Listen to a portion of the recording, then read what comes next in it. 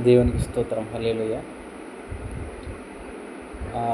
ఈరోజు ఒక విషయం చెప్పాలనుకుంటున్నాను. మనం ఈ లోకంలో ఎన్ని చేసినా, ఏది చేసినా కానీ అంత కాలక్షేపానికి, అంత వృధా కాలక్షేపం.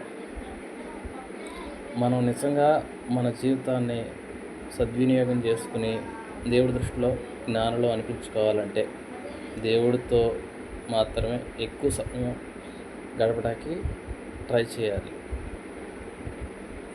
దేవుడితో గడిపే క్షణాలు మాత్రమే మనవి, మిగతాదంతా time waste.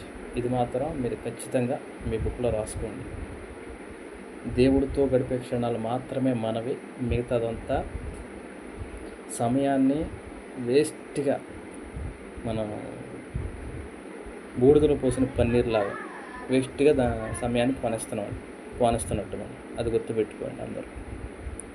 Praise the lord. Hallelujah.